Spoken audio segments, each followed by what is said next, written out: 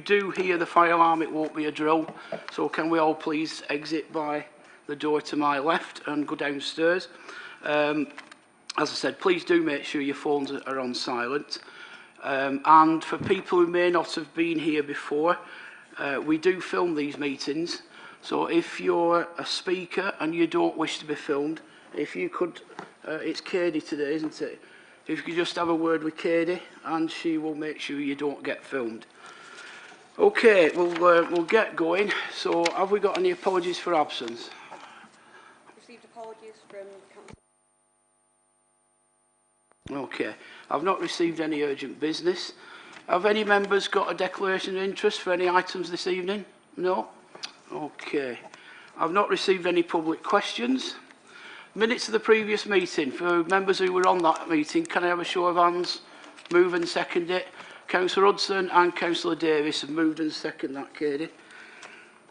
Okay, we'll move now into the items. We're going to take, first of all, item number 6, pages 13 to 26 in your agenda book, land to the east of Hebron Street. Before we invite the speakers, I'm going to ask Matthew here, the case officer, to run through the application.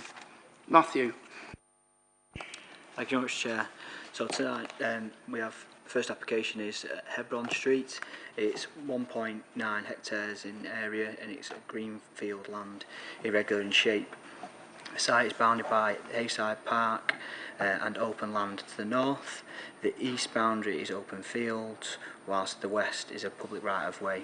Existing residential dwellings on both Hebron Street and Brownlow Avenue adjoin the site.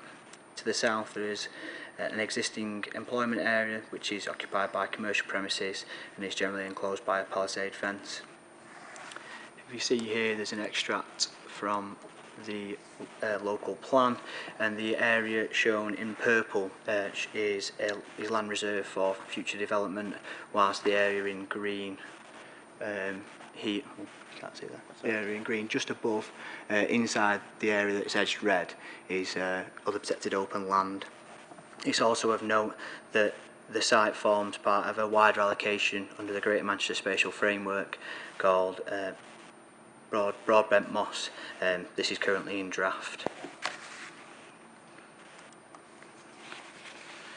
As you can see from the photos there, the top one is the site from Hebron Street, whilst the bottom two show either side of that, which you can't see. As you can see, the site is mainly open land currently, which is joined by the residential properties on either side of the entrance. Furthermore, you can see there that in the top left of the screen are the commercial units, whilst the bottom photos show the houses on Hebron Street that back onto the site. Here, the top left photo again is looking down Hebron Street, which will form the access to the site, and the dwellings that look onto that. These photos here depict what will be seen from the top of Brownlow Avenue, or what is seen from the top of Brownlow Avenue. As you can see, on the top left, that's the property that adjoins the new houses in the top northern corner of the site, and obviously you can see the site is open as it is. So the proposal itself is for 77 two-storey properties, 77 two-storey dwelling houses. There'll be 10 different house types. On-site provision, or there will be provision for 15 affordable houses and 0.4 hectares of public open space. You can see the open space is located to the south of the site and adjoins the existing employment area. Each 63 of the dwellings on site will have the provision of 2 off-street car parking spaces, whilst 14 will have the provision for 1 off-street car parking space. This amendment, you'll see, is noted in the late list members, and it's been done due to meeting highway standards. The scheme has been designed though to accommodate the on-street parking of vehicles, and the dwellings that have only 1 space are set well within the development, set away from Hebron Street, to mainly to the right of this layout, as you can see here. So it's not expected that the development will result in any additional parking on Hebron Street. just run you through now. On the slides are all the different house types, just for people to have a view of tonight.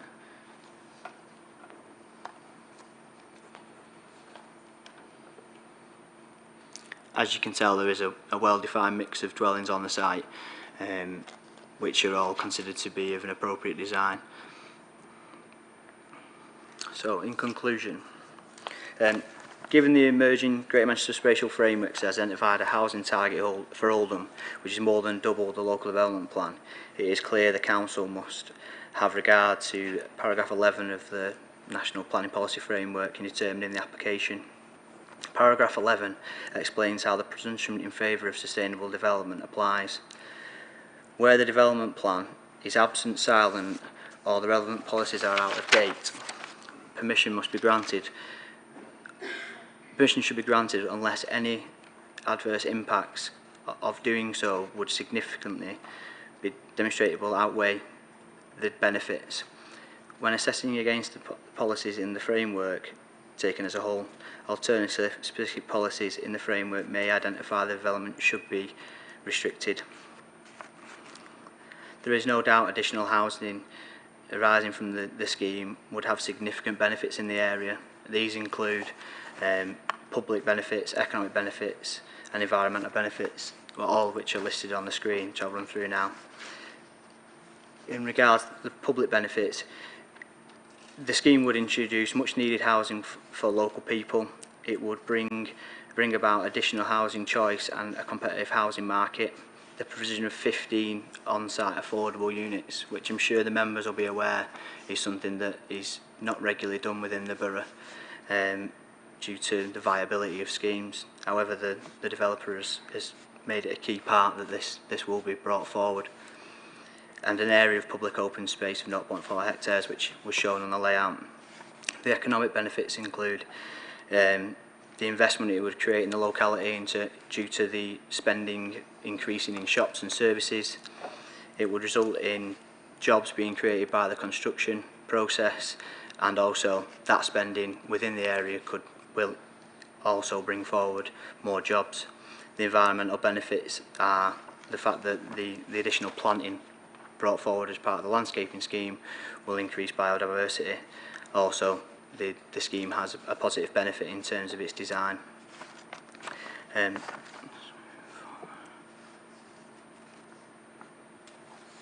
Sorry, I've made an error and not pressed as I've gone, so I'll just skip through that, sorry. Oh, just go there. Next one. Sorry about the delay. Importantly, due to the GMSF, the Council needs to significantly boost its housing supply.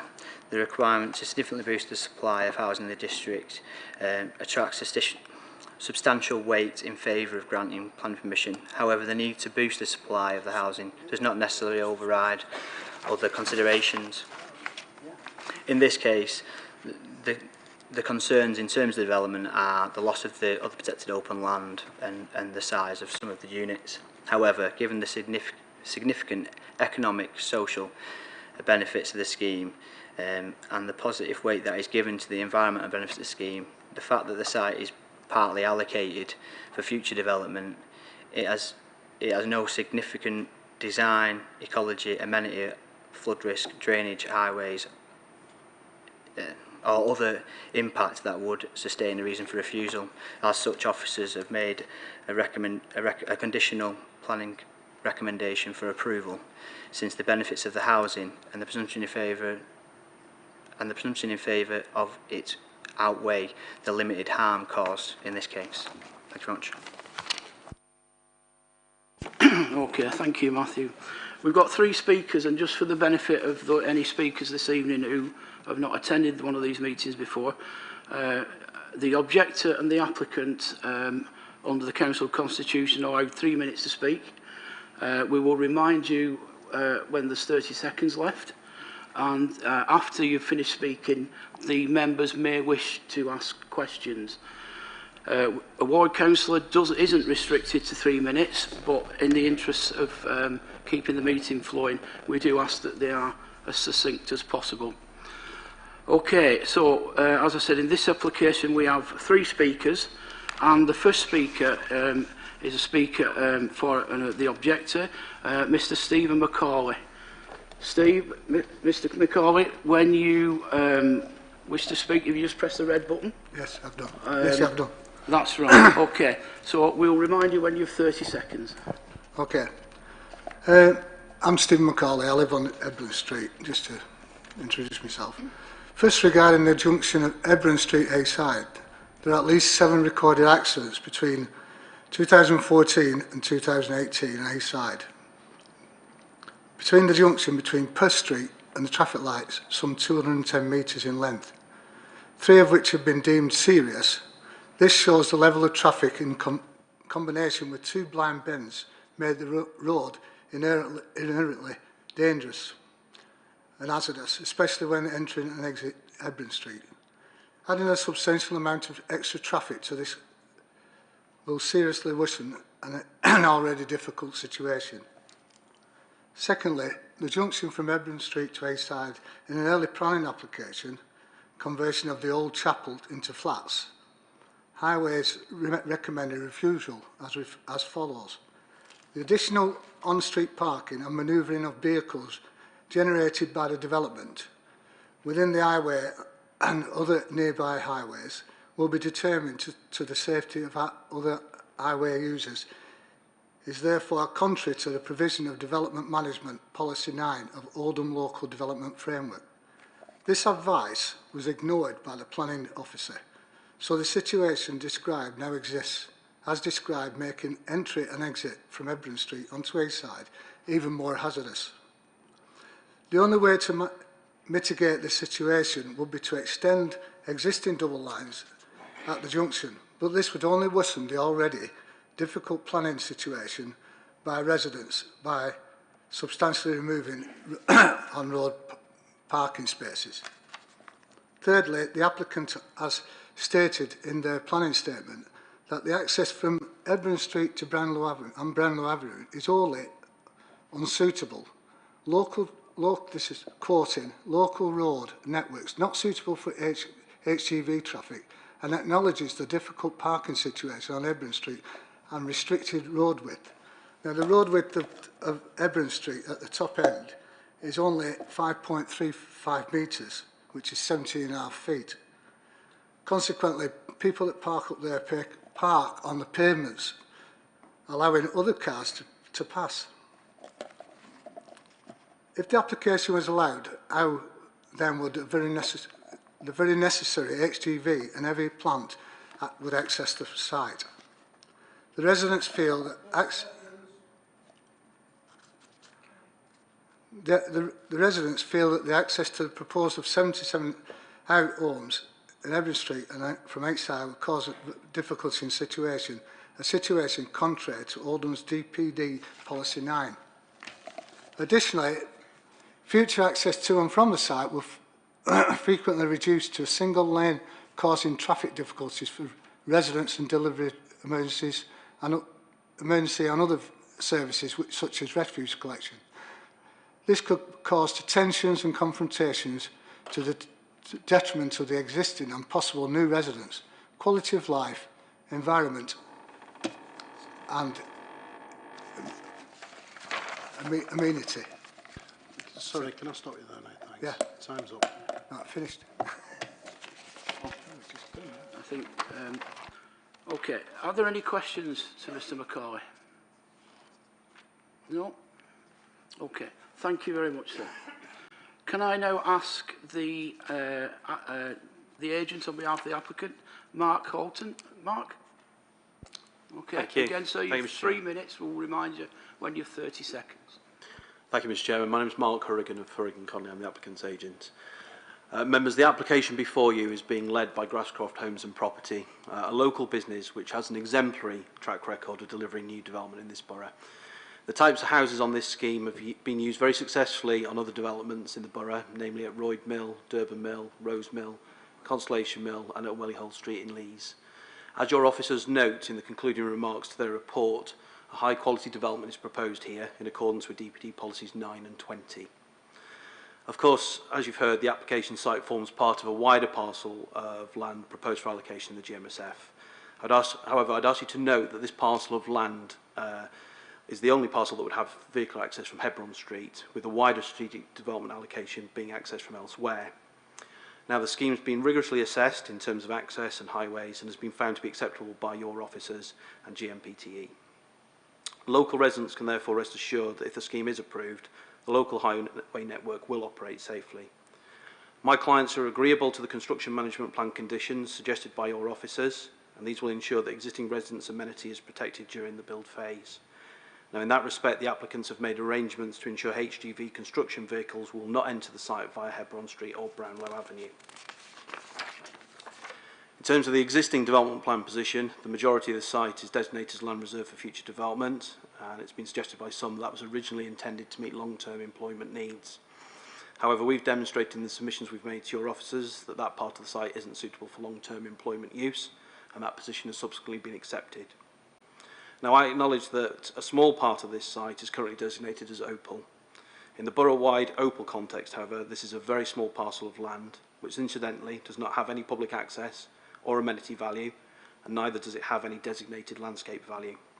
It can therefore be distinguished from other proposals on other sites that have come before this committee in recent months. In any event, the Opal land here is proposed to be designated for residential purposes in the GMSF. The benefits of the scheme are wide-ranging, and the case officer went through them with you earlier, and 3 minutes isn't sufficient time for me to go through them all again, but I'd just like to focus on one major benefit, and that's affordable housing. Now, this is a scheme that will deliver 15 affordable homes, 19.5% of the total. Those homes will be delivered on site by Great Places, and that is a much better solution to affordable housing provision as opposed to a commuted sum. Therefore, if you support this scheme tonight, you can rest assured that much needed new homes will be delivered here. They'll be delivered quickly. They'll assist the council in addressing the challenging housing land supply position it faces. And in summary, this is a scheme where the planning balance lies clearly in favour of granting permission, and accordingly, I would respectfully invite you to endorse your officer's recommendation and resolve to grant planning permission this evening. Thank you for your time. Okay, thank you. Any questions? Okay, we've got Councillor Alderson and then Councillor Gloucester. Yeah, I'd like to ask, when the original plan to build the houses that are there now, if we'd have said we're increasing it to this number, I doubt whether it would have gone through because of greenbelt issues and traffic issues and other things. And it was decided that we would only have a certain number in order to keep the quality of things. So where's that gone if we're building again? What's your answer to that? Thank you, Councillor. Firstly, none of the site that's proposed to be developed for housing here is in the green belt. I'm not quite sure about your point about the other housing. The site's proposed to be allocated in the GMSF as a housing site. Well, it was what I was meaning, not necessarily green belt, but green spaces, so that people don't fill every bit of land up. And you know when you're moving out of Royton into Shaw, and you know when you're moving out of Shaw into Oldham. That's what I'm discussing. And I'm saying, with this plan, I don't think it fits the criteria. Can I respond? Is that okay? Yeah, thank you. I think the first thing to note is part of the site is already committed for long-term future development, and it's been suggested that that was meant to be for employment development. Now, we say that's not feasible or suitable, but the council has made a commitment to reserving part of the site for future development anyway. I acknowledge the point you say about open spaces, but it's a matter for your planning officers really, but I think the position is well known that there is insufficient previously developed land within this borough to meet the borough's housing needs going forward, and therefore it's inevitable, I'm afraid, that parcels of undeveloped or greenfield land, as opposed to green belt land, will need to be developed to meet housing needs going forward. And we suggest that this is an eminently suitable site that could help to meet that need. Thank you for your reply, but I would remind you it isn't a matter for the planning officer, it's a matter for this committee to decide. Councillor Gloucester. Thank you. When you were talking, you mentioned access for HGVs would not be taken from Hebron Street or Brownlow Avenue. Can you just explain that a little bit further? Because I'm interested where they will go and what will happen to that entrance point once things are developed. If you have a copy of the late list in front of you, you'll see there's three conditions dealing with construction management. My clients have an agreement with adjoining commercial operators so that they can get a construction access via Moss Lane. And in the alternative, they also have land under their control stretching all the way up to Bullcote Lane, and that's part of the GMSF. You can see it there. Oh, sorry. So it's the land that's highlighted in blue. That's also in my client's control. So there are two alternative options for construction access, and that can be dealt with in the condition that your officers have suggested, thereby preventing any HGVs coming along Hebron Street.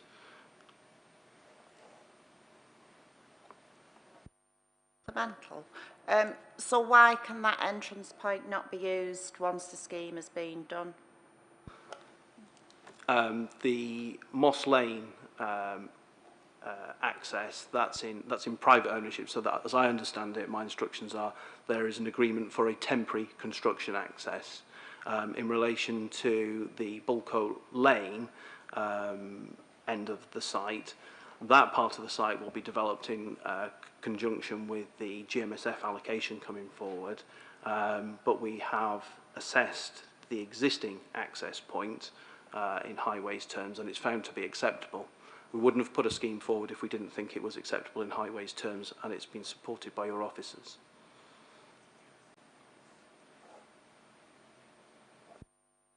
Is that okay, Hazel? Okay. Okay, Councillor Hewitt. Thank you, Chair. Just a couple of points. Quite a lot of emphasis has been put on the Great Manchester Spatial Framework. You can correct me if you want, but isn't that still a draft proposal? The Mayor of Great Manchester is taking that back to Parliament. Yes, there's a revised draft. It's on consultation until next Monday. Setting that aside, just for a second, this is an authority where your officers have advised you that paragraph 11 of the framework is in place. It's a presumption in favour of sustainable development. This is a scheme that comprises sustainable development.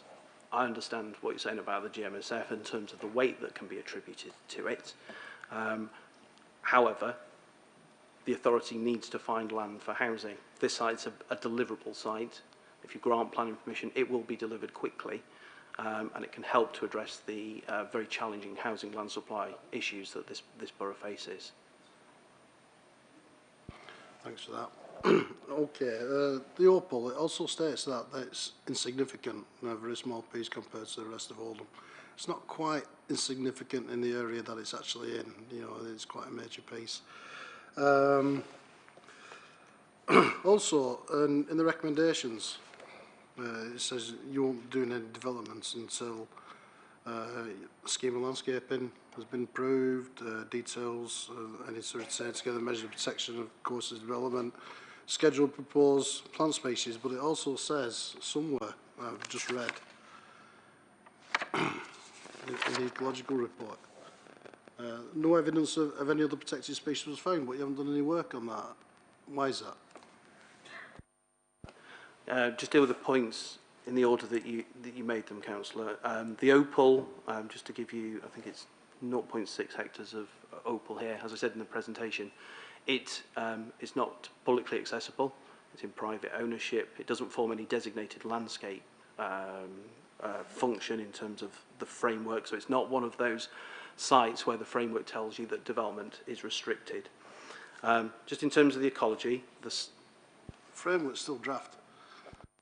No, I'm not talking about the Greater Manchester Spatial Framework. I'm talking about the National Planning Policy Framework, the February 2019 one. So the second point about ecology, site was subject to preliminary ecological appraisal That document is on your website. It was then subject to Great Crested Newt surveys, and it was also subject to checks for water vol in the River Beal. There was nothing found, and therefore, in conclusion, there are no ecological barriers to development on this site. Those documents are also on your website under the application page. Val. Thank you, Mr. Chair.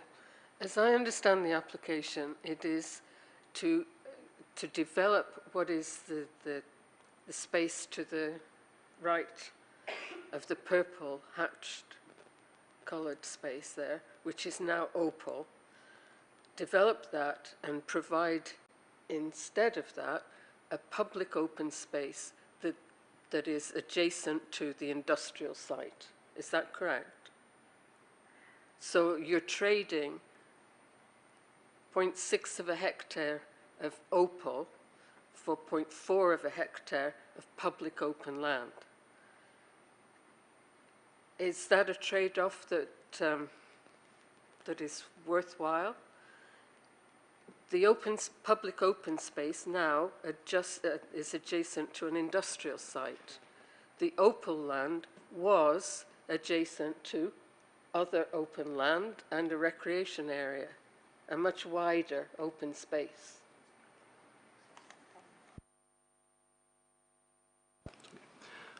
Thank you. Councillor, as I mentioned earlier, the opal land that you refer to has no public access, therefore it has no public benefit. You can't access it, it's in private ownership. And therefore, an element of open space provided within the site is clearly of material benefit to the scheme.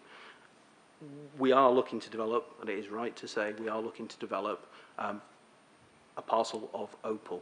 But there's also the purple designation, which was on the previous slide, which is the land reserved for future development. And I think you have to look at it in that context. And if I could just finish by additionally saying all of the land to the east of the purple hatch, which you can see there, which is the remainder of the opal designation, is proposed to be allocated in the GMSF. Which is still in draft form. And the fact that there's no public access does not necessarily mean that there is no amenity value to that land.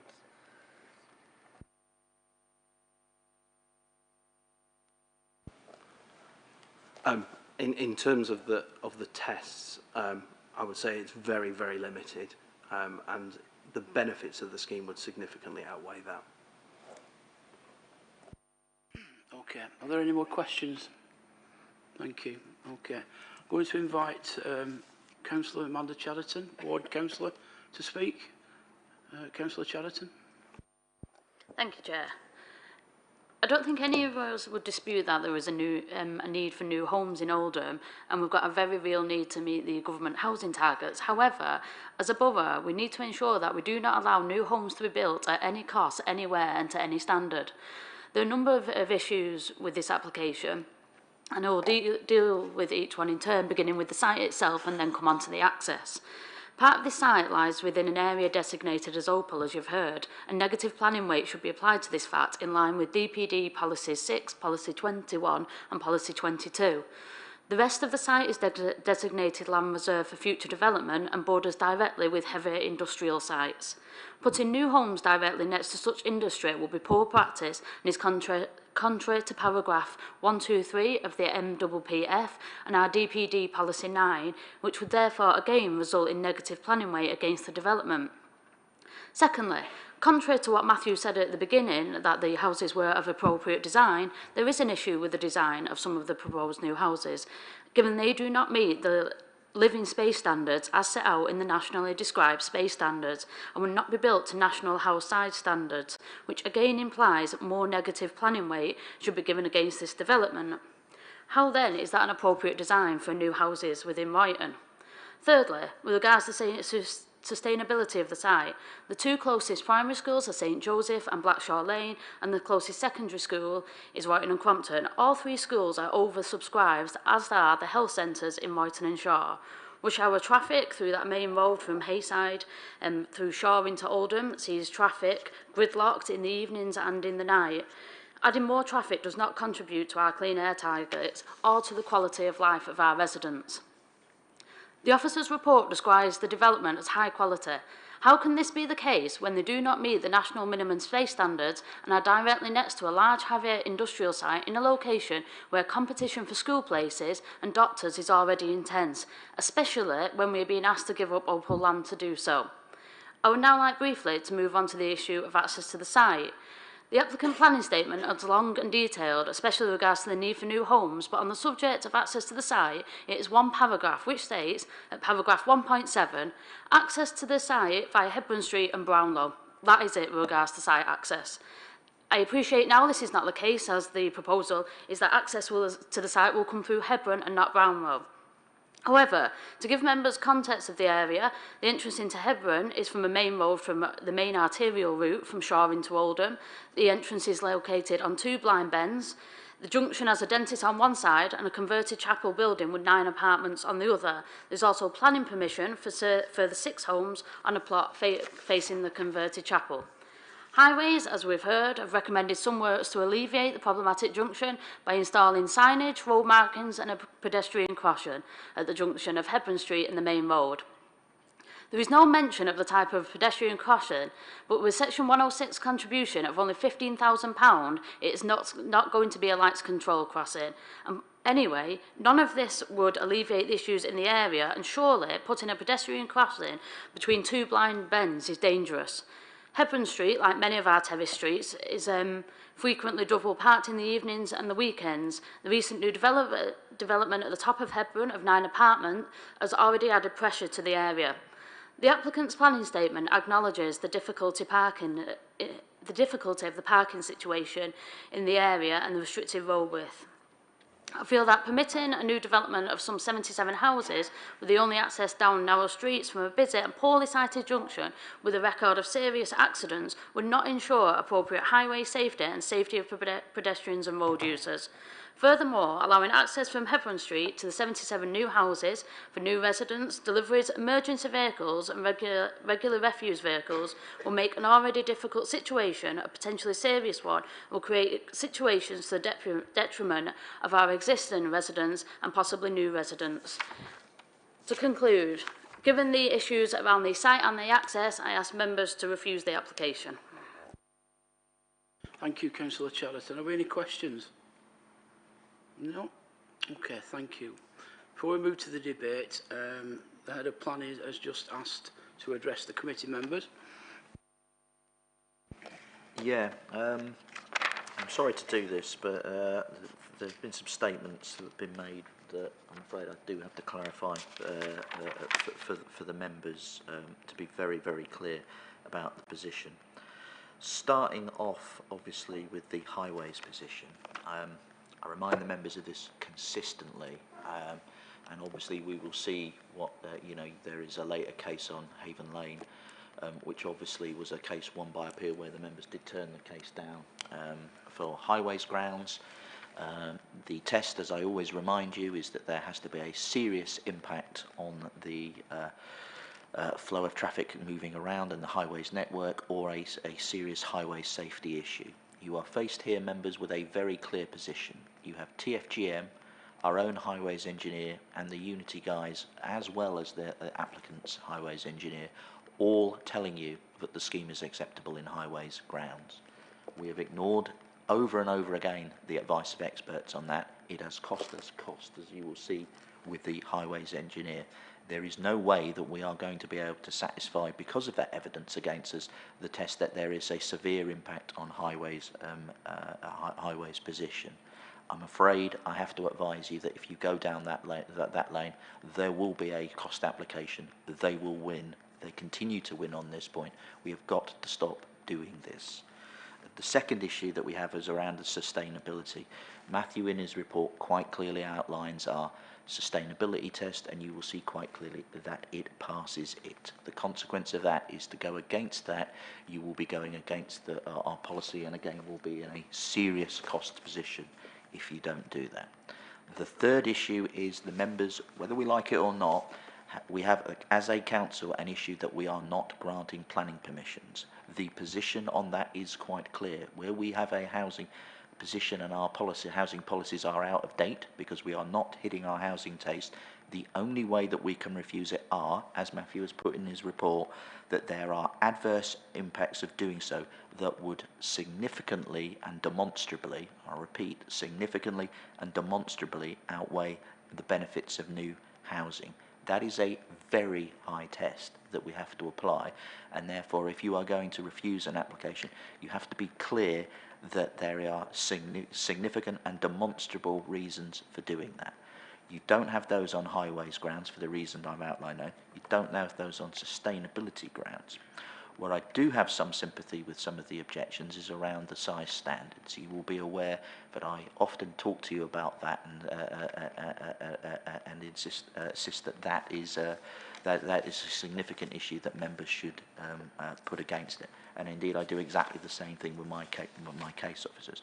The problem that we are faced with is the fact that our policies are from 2011 and the housing standards came forward in 2015. Therefore, our current policies haven't caught up with that particular standard. They will do as coming forward as part of a local plan. The problem for you as members is therefore the weight that you can apply to that is not as high as I would like it to be in the future. The substantial benefits of the housing scheme, as outlined in Matthew's report, and I'm happy to talk about if should the members want them to repeat that, mean that whilst it is clearly a negative, it is not a negative that, and again I go back to that paragraph 11 of the MP, significantly and demonstrably outweigh that. I don't like that, but I wouldn't be advising the members that that by itself would outweigh the huge benefits of new housing. The final thing I'd point out is that we have for recently been turning down an awful lot of major applications. That clearly has a reputational issue for the council, and clearly we need to think about, that we do need to meet our housing needs for all the benefits that that brings, because all the members will be aware that new housing brings with it not just sound, sound social benefits, but stops a lot of the issues that where people live in substandard or at homes that actually don't help them thrive in our communities. Thank you, Chair. Okay, so you've heard the view of the officers there. We have our view as well, as we've demonstrated several times. I think it's important to agree, and I think Councillor Chatterton opened her speech by saying we do need houses. But it's our town and they're our people, and we need to make sure that we make sure that all new built housing is in the right place, you can get at it, and it's of the right type. Now, we do have a very, very steep housing target to meet. It's a mountain, and I honestly don't know how we, our other councils, are going to get there at all. But that doesn't mean that we sacrifice everything just to chase those targets. So you've two things to think about here. You have to think about what the officers said, but we also need to consider, as we always do, the environment and the future living conditions of people who move into properties that we might allow to be built. So I'm going to open the debate up. Who wants to start first? Councillor Brownridge. Thank you, Chair. So I've heard what the planning officer said, and I have some sympathy with that, because we are obviously governed by legislation and practice. I think my concerns are that this is really preempting the GMSF, which is a consultation draft, but it seems to be having a great deal of influence over this application. I'm very concerned how we can tell the public that this is a consultation where decisions haven't been made yet, and then we have to use what he's proposing as a possibility to justify a development. And I think that's quite serious. I accept to some degree that is the world we live in and we don't have much room for manoeuvre, but I want to put on record that I think it's a very poor situation that we're being governed by something that hasn't yet been accepted. So I think that's my reservation. Coming back to the point about some of the... I mean, I do welcome the amount of affordable housing. I think we must give credit to the developers for that. But I do share the planning officer's concerns about substandard housing. I appreciate we don't have a policy per se, but we have a moral obligation to create properties that are fit to live in. And I think if we keep granting substandard houses on the basis that we don't have a specific policy to hang it on, we are storing up problems for ourselves. And we know nationally the removal of or the introduction of permitted development rights has resulted in houses that you would not put anybody in. I mean, it is disgraceful what's happening nationally that people are having. And we know what happens to rats when they're put in houses that are too small. They all start turning on each other. I don't see why people should be any different. So I would have very, very strong reservations about us continuing to grant permission for substandard houses in terms of size. So I would appreciate that. I don't think we've got grounds to refuse this application per se, but I do have strong reservations about what we're actually approving in terms of the detail. Councillor Murphy. Thank you, Chair. I'm not happy about building on Opal at all. I appreciate that in the future we may have little choice but to approve applications that are in green space, green belt and Opal. But I'd agree with Barbara that, well, we can do something to stop building on Opal. It's only right that we should. And I also think I've listened to the head of planning with the reputation for the council, but I think we've got a reputation to our residents that we won't stand for building on Greenbelt and Opal when there is other land available, and we should be exhausting that first. And I don't like, I do feel like I'm being blackmailed that I should have to approve this, because in the future we're looking for houses, and we need this housing demand. But that is, I'm not happy about the cost that for the future use of green space. And I appreciate that it's in private use, but it does break up the urban area. Okay. Yeah, I've heard what the officers said. I've read the report several times. But I'm still very unhappy about the access. And we've actually heard the applicant refer to the access in terms of it's the only site in the Broadbent Moss area with access at the moment. A lot of these other sites, you just can't get at them. And to be honest with you, I don't think you can get at this. Now, I've heard what the officers say, and I know they completely disagree, but I feel we need to put a lot of weight on the access. If we are going to... So I disagree completely. I know that bend, I know the street, I know that it's difficult to manoeuvre from the main road onto Hebron Street and vice versa. I also know how tight it is down Hebron Street, and as the road narrows towards the end of Hebron Street to enter the site, then that's only going to cause future difficulties. Then if you look at, Councillor Murphy's referred to the Opal, and there is planning weight in that. So that's a negative. If you look at the, although we don't have a policy, I think it's still relevant that we don't want to be allowing homes that are not of a sufficient standard, particularly when the new homes, and particularly when we're going to give up Opal or other lands for it. And then thirdly, although there is the officer's report says this has all been mitigated, this would be built right next to a car crushing site and a haulage yard.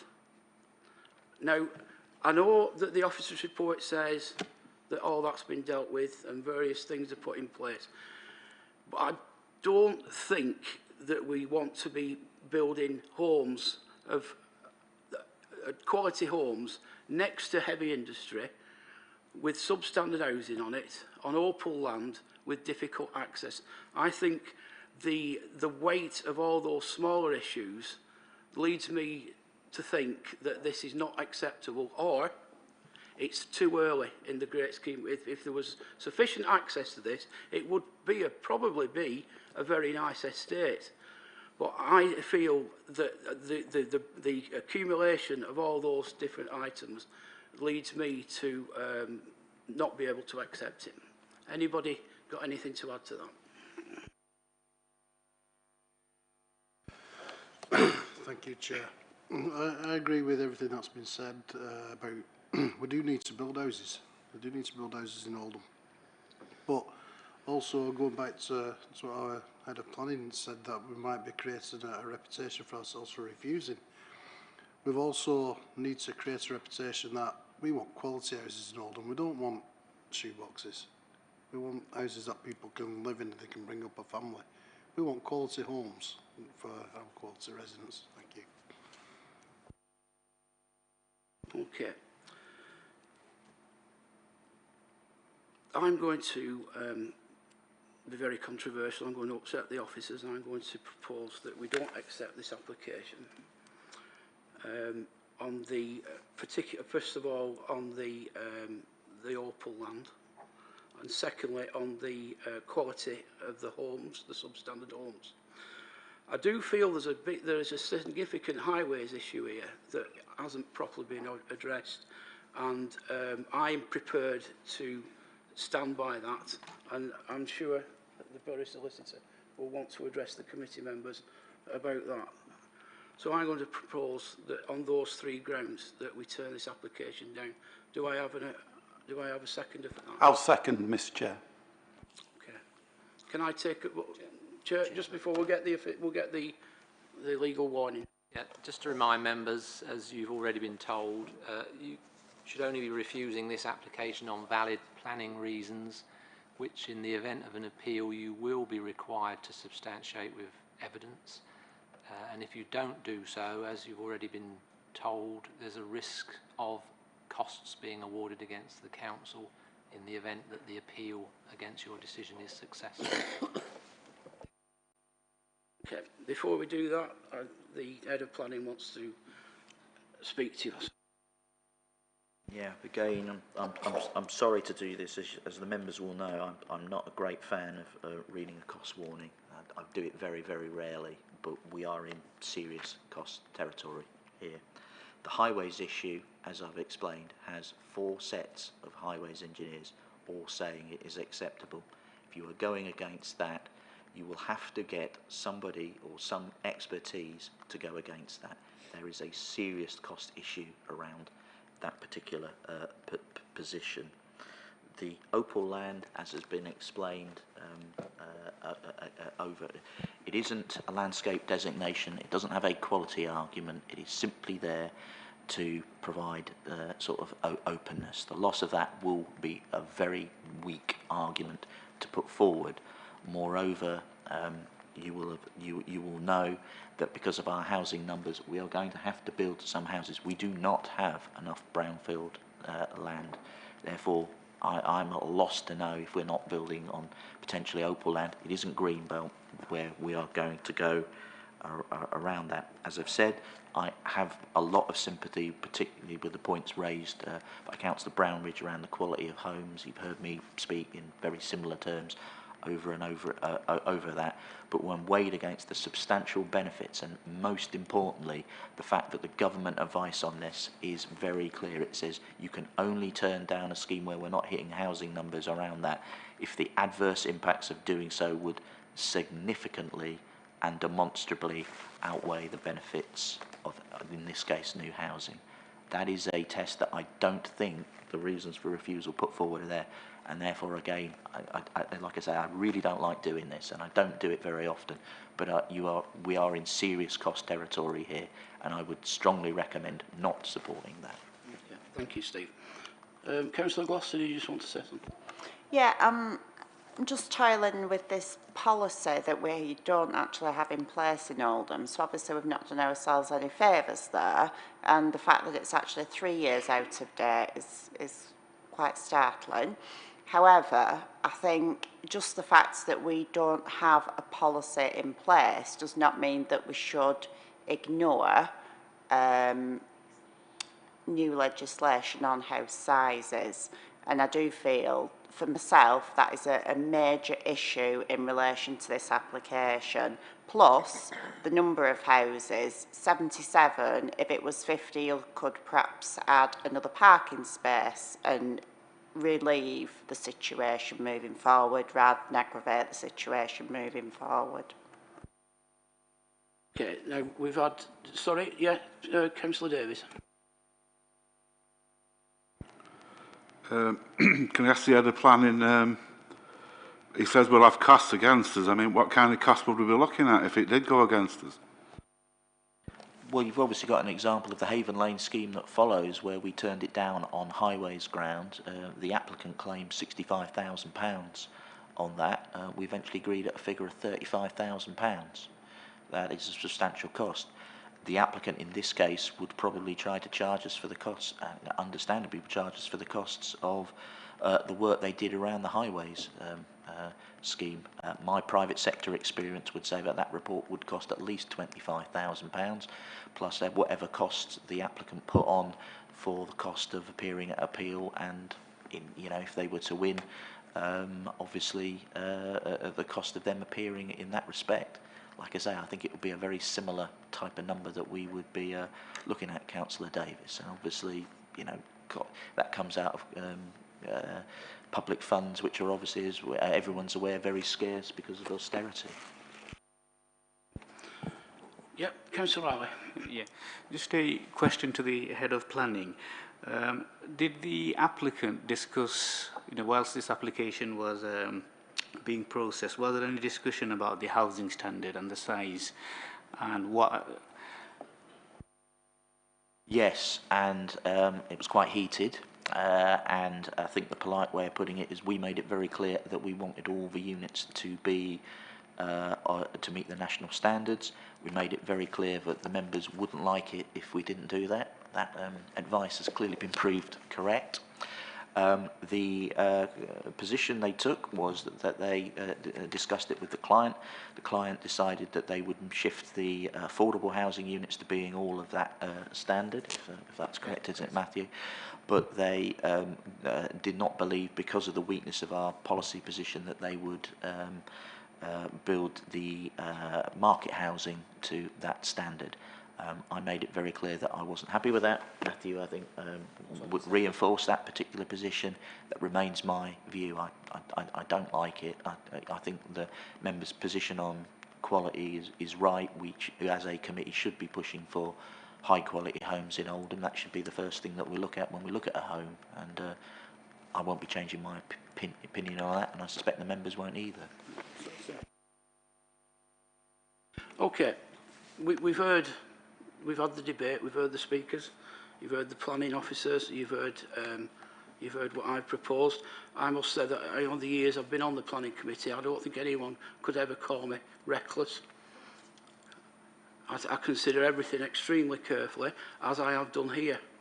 And I firmly believe that I can defend those reasons, and I firmly believe that I can, even if I lose, that they will be seen as not being unreasonable concerns. So I'm sticking to what I've just said. It's been moved and seconded. We've had the legal warning, and if it ever comes to it, then I will represent the council. So it's been moved and seconded for refusal on, there are a number of grounds here which I'll present to the head of planning shortly. It includes the highways, but also the Opal, and I put a great deal of weight on the size of the houses, but I also put some weight on the location next to the heavy industrial estate. So it's been moved and seconded. All those in favour of refusal? That's at once. And against refusal? Okay, so the application is refused. Right, we will now move on to the next item. So if anybody's been here for that, they can go if they wish, but they're welcome to listen to the rest. It could be quite an interesting evening today. We're going to deal with item number 9. I really must get some glasses. Item number 9, Land off Haven Lane, Moorside, pages 59 to 68. Again, we have 3 speakers. We have an objector, the applicant, and a ward councillor. So before we do that, Matthew, is this yours again? That's Graham this time. Oh, sorry. Yeah, sorry, I didn't see you move. Graham, I really must get some glasses, yeah. Graham's going to introduce it to us, and then I'll invite the speakers.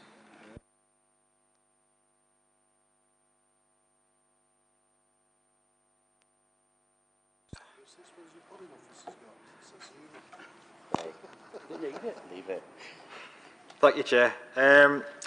Here we are dealing with application PA 342-449-18, which is a reserved matters application for the appearance, landscape and layout at scale, pursuant to PA 338-917-16 for 23 3 and 4 bedroom detached dwellings on land off Haven Lane in Moorside. The application relates to a irregular shaped parcel of land measuring 0.91 hectares in an area to the east of Haven Lane. The site is characterised by rough grassland and extends in a northeasterly direction to the rear of semi-detached property on Hoare Hill Road, and then in an easterly southeasterly direction to the rear of detached houses on the cul-de-sac of Havenside Close. Ground level rises in a general easterly direction across the site, where it abuts a wide expanse of open farmland to its eastern boundary. The adjoining land to the east falls within an area of greenbelt. There is also properties to the west on Havenside Close, and the site forms the rear boundary of numbers 1 to 5, Havenside Close. And the surrounding uses are predominantly residential in character, include a mix of detached, semi-detached and terrace dwellings of various years laid to different densities. Just give a bit of background on the main issues with this application. The outline application for 23 dwellings was refused at Planning Committee in November 2016, and the subsequent informal hearing appeal approved the application. And as you've heard from my colleague Steve here, he said costs were awarded against the council in relation to their unreasonable behaviour for refusing the application on highways grounds. The main issues in relation to this reserved matters application are the design and layout, residential amenity, drainage and highways. Here we have the proposed illustrative layout, which shows the 23 dwellings at a density of 25 dwellings per hectare. The dormer bungalow is shown at plot 1, which is at the entrance to the site, and 162 Haven Lane. There's 2 parking spaces per dwelling. The next slide here shows the traffic calming scheme, which was agreed at the appeal, including the raised table and speed cushions. And here we have the site photos showing the access in relationship with the neighbouring junctions. This is pictures taken from within the site and to the rear of 1 to 5 Havenside Close. Turning to the living conditions of neighbouring occupiers, the relationship with properties on Hoare Hill Road, as can be seen, there is some raising of land levels occurring in order to facilitate the construction of the properties. This results in a 1 in 24 incline between the proposed and existing properties on Hoare Hill Road, but given the separation distances involved, there are no concerns in relation to overlooking. In relation to the existing properties on Havenside Close, there is a 1 in 17 incline, but again, there is separation distance of at least 28 metres. The living conditions of neighbouring occupiers, as can be seen from the slide, is there a minimum of 22.5 metres and a maximum of 34 metres between proposed properties and those on Hoare Hill Road, and between 28 and 32 metres with those on Havenside Close. Finally, this is a set of 3D visuals which are being produced. The first one here shows site entrance on plot 1, which is the dormer bungalow, which would directly next to properties on Haven Lane. This next slide shows the view from the top of the site looking down towards Haven Lane. And the final slide shows the properties that will be backing onto the properties on Havenside Close. Thank you, Chair. Thank you, Graham. Okay, I'll invite the speakers now. The first speaker we've got is Mr. Neil Buckley. Mr. Buckley, you probably know that you've got 3 minutes. We'll remind you when you've 30 seconds. Okay, sir. Thank you, Chair. We have a file which details how this scheme fails to comply with Oldham's Policy 9, but due to the time constraints, we cannot get all our points across. The proposed layout shows plots 3 to 7 that back onto Hoare Road at only 1 metre gap between them, in contravention to the previous appeal report. Plots 18 to 23 that back onto Havenside Close have also been set tight together and are elevated by 3 metres, which will affect privacy and light for houses 1 to 5 Havenside. Has the authority done a sunpath study for the plots 1 to 10 and ascertained whether these plots would be overbearing and in contravention of policy? The provision of a 2.1 metre fence would severely affect the living conditions of all the existing occupants bordering this development. And why have existing building extensions been omitted numbers 2, 4 and 5 Havenside Close. Plot 1 is shown as a 1.5 storey property and is now nearly touching the boundary wall of 162 Haven Lane. This would severely impact on the privacy of the occupants. Its steeply pitched roof would have an overbearing effect on 162's rear garden. Plot 1 was a dormer bungalow and was positioned 7 metres away in the successful appeal. Also, 2 established extensions at 162 are not even shown. The habitable room to habitable room interrelationship between plots is not at the minimum 21 metre standard in 8 instances. 16 homes are affected. There is also tree preservation orders on trees which are within 1 metre of the proposed wall stroke fence at the back of 1 to 5 Havenside Close. The tree inspector will object to the close proximity to the trees. The public open space provided in this layout is to the detriment of space between 23 houses. And who will pay to maintain the public open spaces? It's clear that the applicant has not paid due diligence to what has been refused before.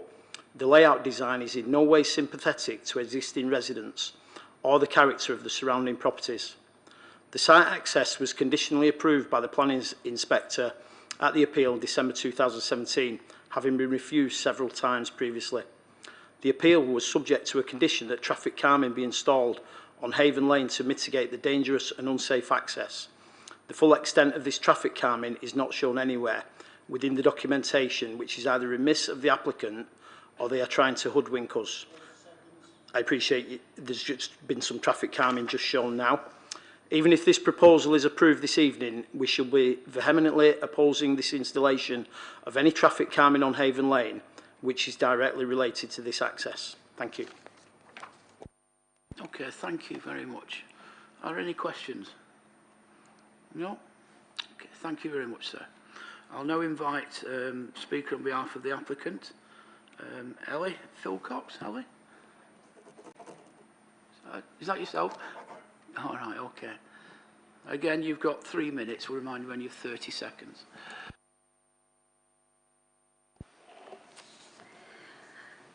Thank you, Chair. I'm Ellie Philcox, the agent for the application from you and Kelly Property Solutions. Thank you for the opportunity to speak at committee today to present these reserve matters proposals on behalf of my client, Cube Great Places. Cube Great Places is a private sector arm of the Great Places Housing Group, who are one of the leading developing housing associations in the northwestern Yorkshire.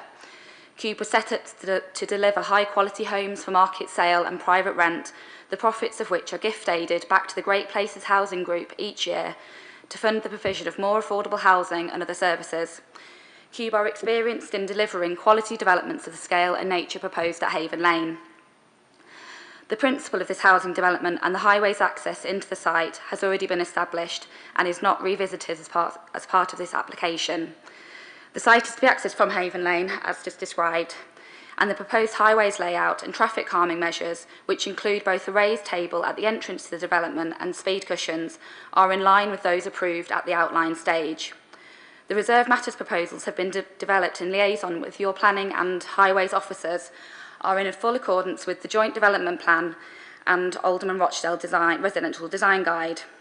The scheme includes 6 different dwelling types, all of which are in accordance with national space standards, and all of which are 2 storeys in height, apart from plot 1, which is the dormer bungalow, creating an attractive mix of houses which are all modest in their proportions and in keeping with the neighbouring residential properties. The houses include traditional dual-pitched roofs with strong gable ends and the use of red brick with render to accentuate certain dwellings. The scheme also includes dry stone walling in key locations within the site, including on the frontage onto Haven Lane, which is typical of the surrounding area. There will be a net gain of 10 trees within the site, and the proposed areas of public open space are to be utilised for sustainable drainage.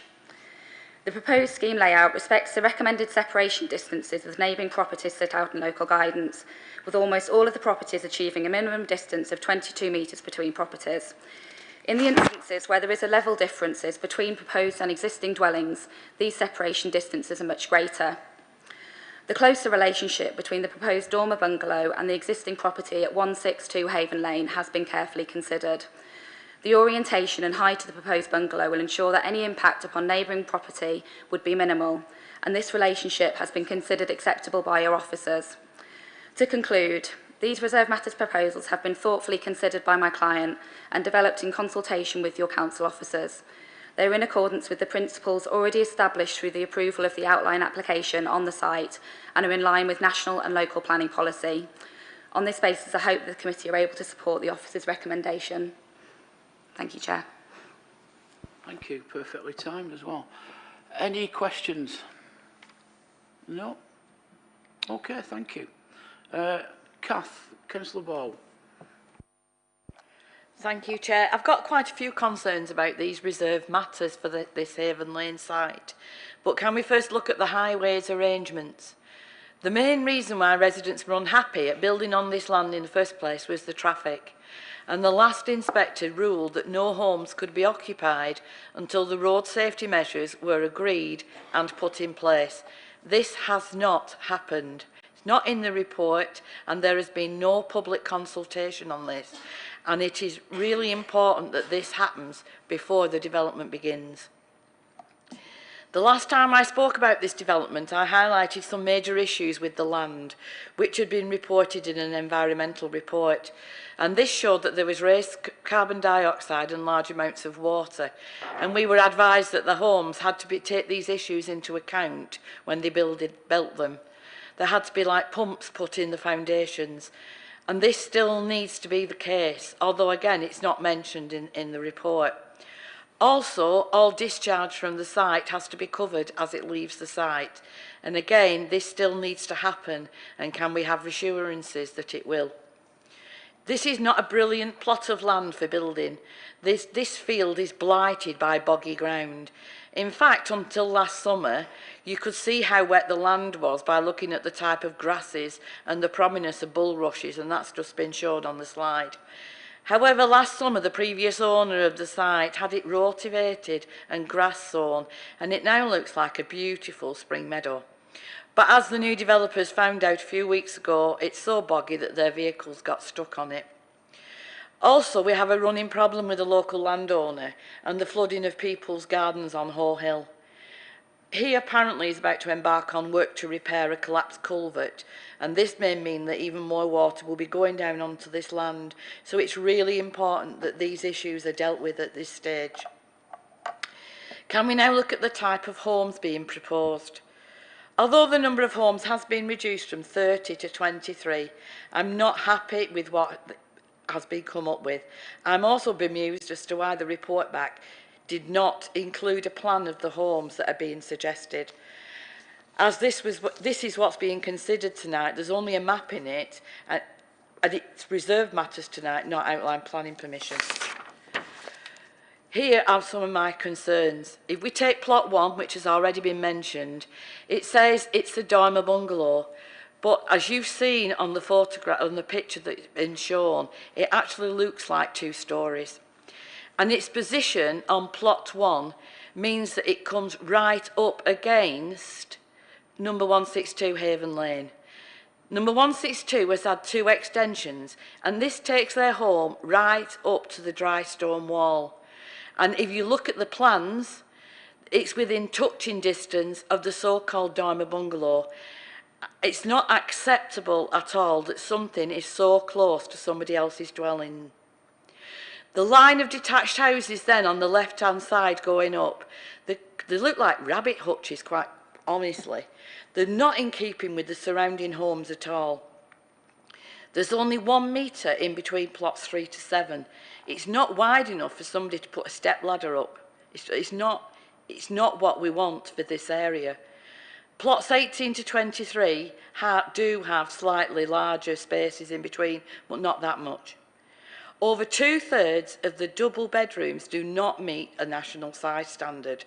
So of the 85 bedrooms on this site, 45 of them fail to meet the national size standard. So this is really concerning. And as been said in the previous application, we want our houses to be of good quality. Also on the plans, there's a high fence being placed around the site, but this could be problematic as it goes straight up against a dry stone wall, and that should not be removed. Again, with the trees, there's not a proper tree summary in the pack, and it is on the late list, but only because I asked for it yesterday. Under the GMSF, which I know is a draft report, local members can have a say on what kind of homes we want. And in this area of Moorside, we've got some really nice, roomy family homes. They're not all crowded together. They have great spaces in between. And what are being suggested here are not like that at all. So we do need to revisit how the houses on this site will be. And can I also ask if the drives are to be built to SUD standard to help with the drainage, which I've again said is a big problem on this site. So can we please defer and have these plans re-looked at? I'm sure the developers want to be known as building good homes and not ones that people speak about as being porky. Thanks. Okay, thanks, Councillor Ball. Any questions? No? Okay. Can I just ask how you established that the bedrooms were small?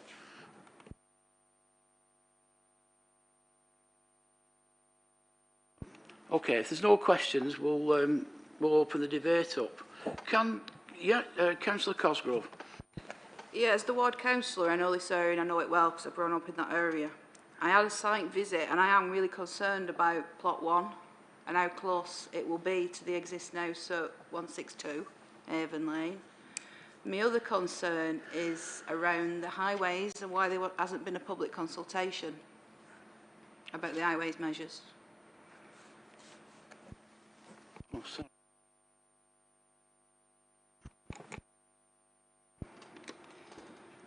The public consultation will happen as part of the highways process once the Section 106 contribution's been received.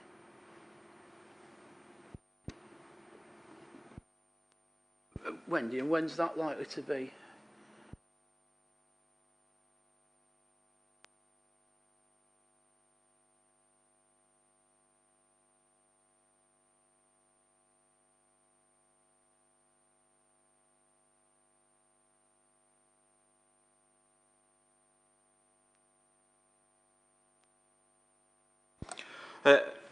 Through you, Chair. Basically, this outlaying application and the reserve matters are effectively one permission. So the Section 106 process will happen once, or if members decide to approve this scheme. The applicant will have to go through the process of discharging conditions and also agreeing the Section 106. And during the agreement in the Section 106 process, we will be through the process of public consultation on the highways traffic calming scheme.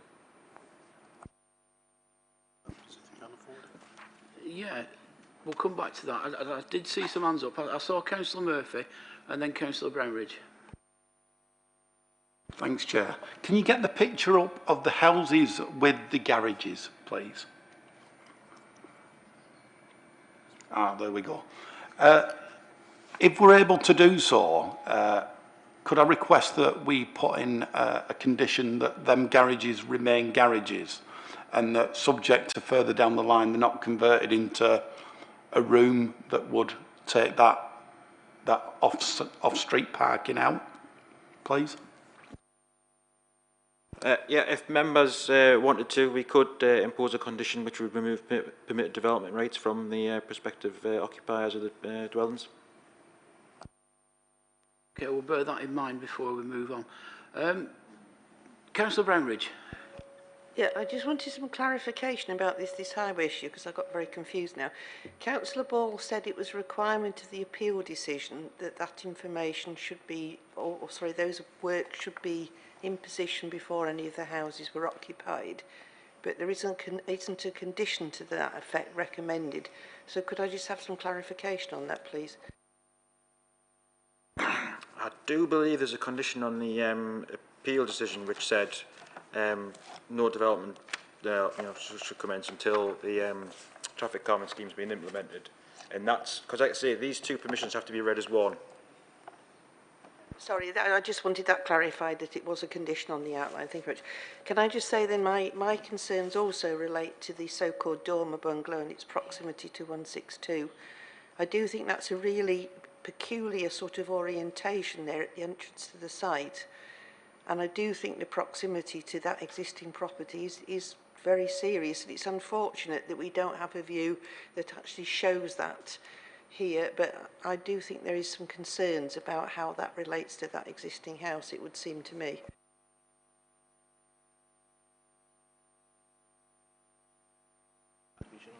Okay.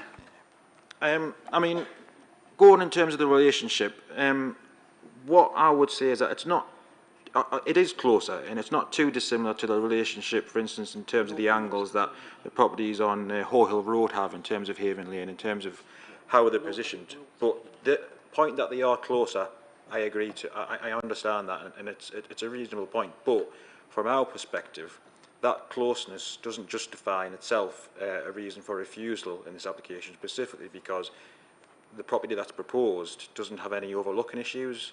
So that's why we felt it's acceptable in this instance.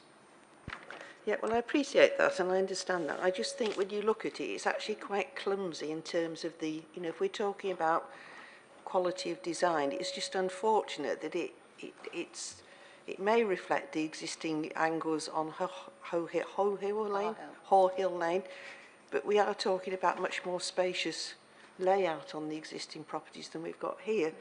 And it just seems a shame. It would be a much nicer entrance into the site if both sides of the access road were open and that dormer bungalow was put somewhere else, because it could be located somewhere else.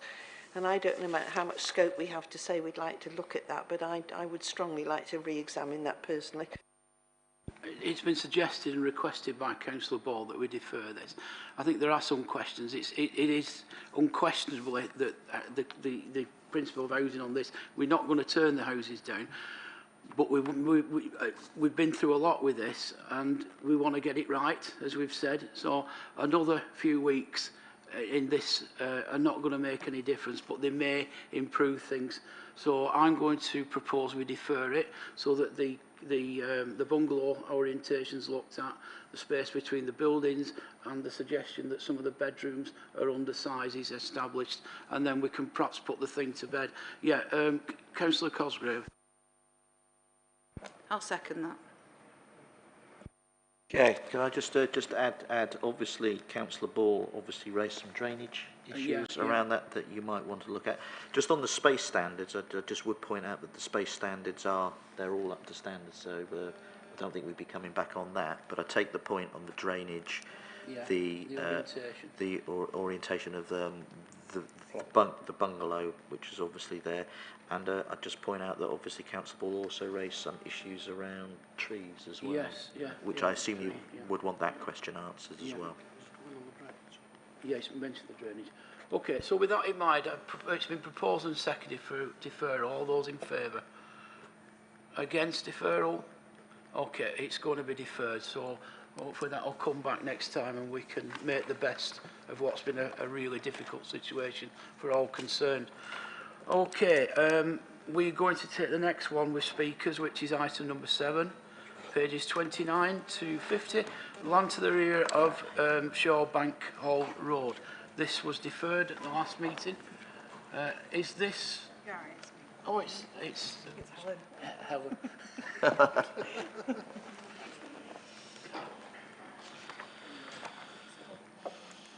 Again, we'll have a brief introduction from the planning officer, and then I'll invite the speakers. If you wouldn't mind, Steve, thanks. Okay, when you're ready.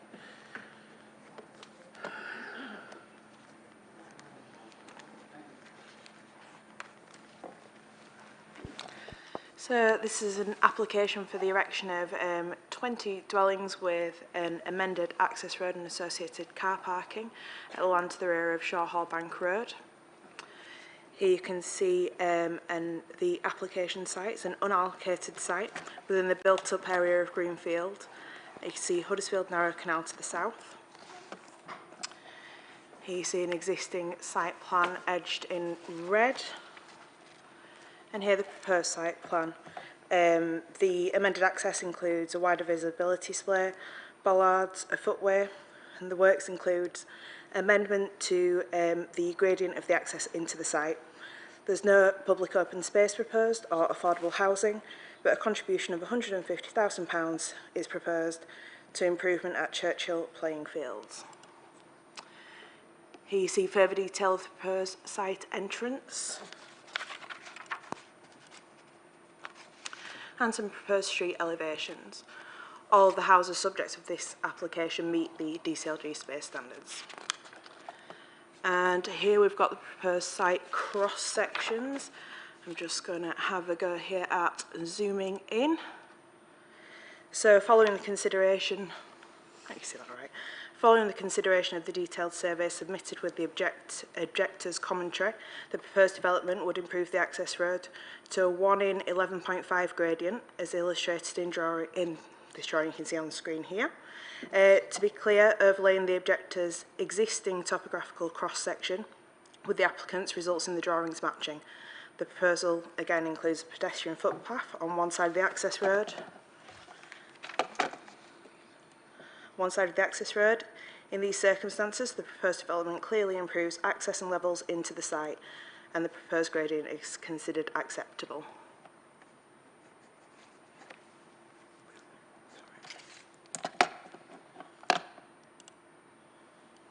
Here you can see an example of the proposed house type, again meeting the DCLG space standards, and some photographs of the existing entrance to the site.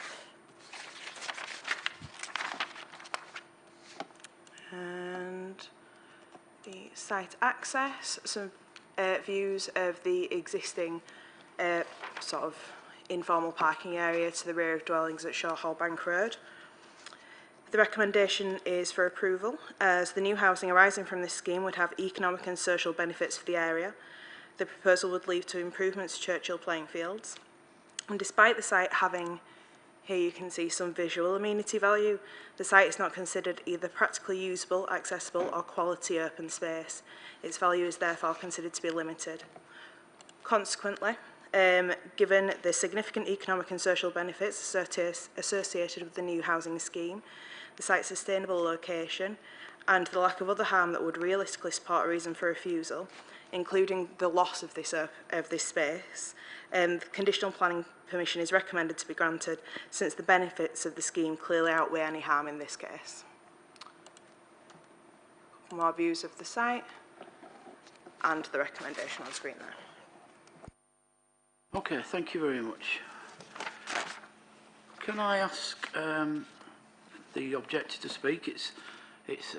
Apologies, I really do need to get some glasses. I can't see. It's Stephen Ribbins.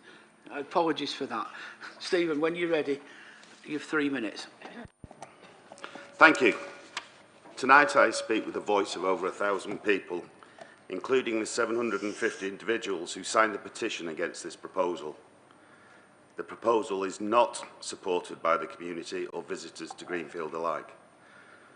The proposal and supporting information is unfortunately flawed, inaccurate and frankly misleading. It paints a very different picture to reality, and our detailed comments and photographs contained within the 157 written objections clearly illustrate this. I'd like to expand on these concerns as follows. Firstly, amenity and wildlife. The area concerned is a unique and natural greenfield site. It is not a brownfield site and therefore should not be considered as a primary development site. The site is locally unique. It's a real gem in the greenfield crown and a local amenity that is enjoyed by residents and visitors alike. The natural area sits perfectly within the environment and is adjacent to the Huddersfield Canal, itself a Grade A site of biological importance. This is a natural wild habitat and home to an abundance of species, including deer, bats and badgers, as well as a huge variety of wildfowl and other aquatic and bird life.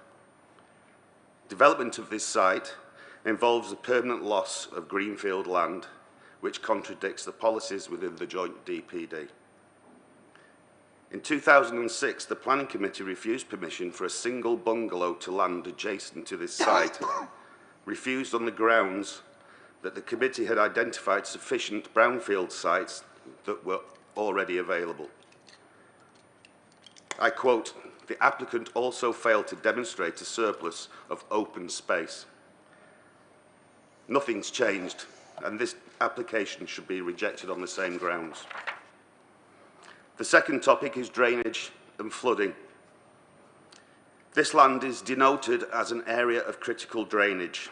A land registry search clearly identifies that drainage easements are in place on this land, and it clearly questions the validity of the development of this site.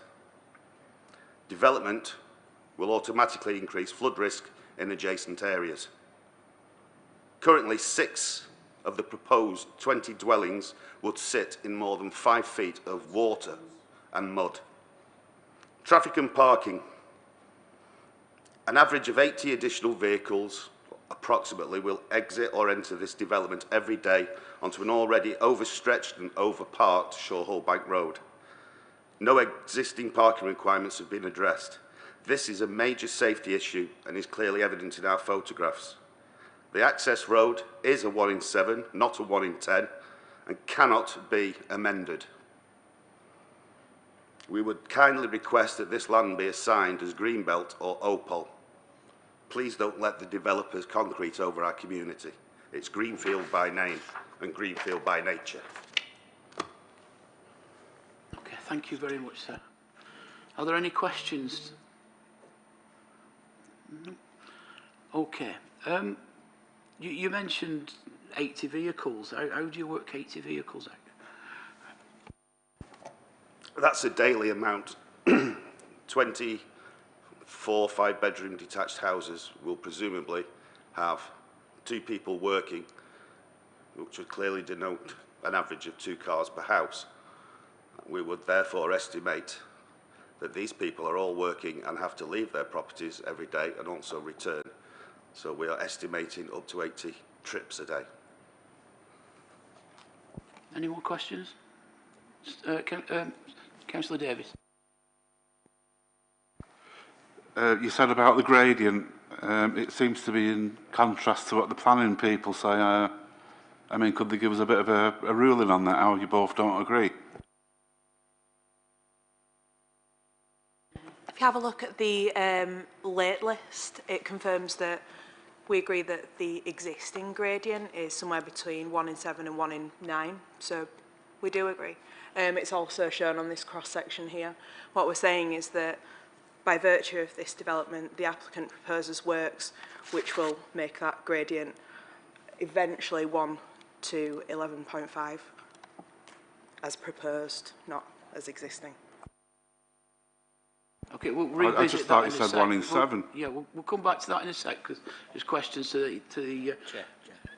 I mean, just to illustrate that, the section that's shown on the screen, everyone can see the blue line, which is the proposed line, and the red line, which is the existing levels.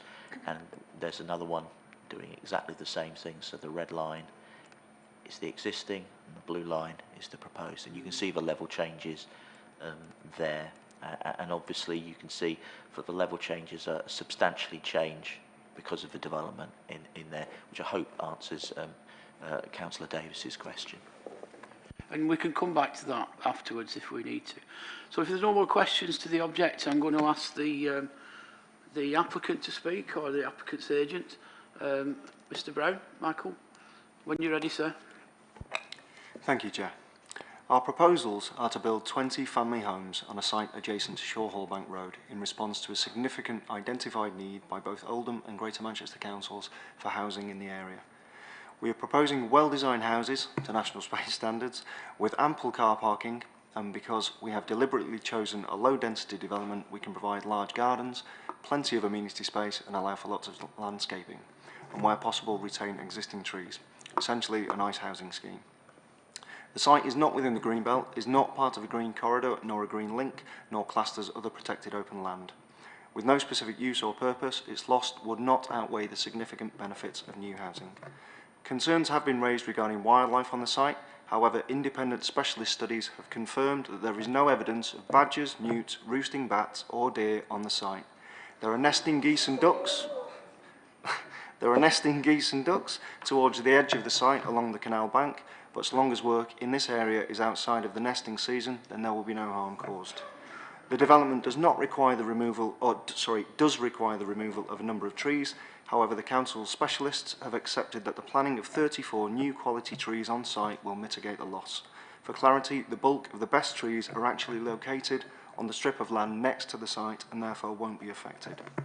Traffic is always a huge concern for existing residents, and we recognise that Shorehall Road usually has lots of parked cars which can make it difficult to navigate during peak times, and so we have provided 21 additional car parking spaces within the scheme for use by neighbouring residents.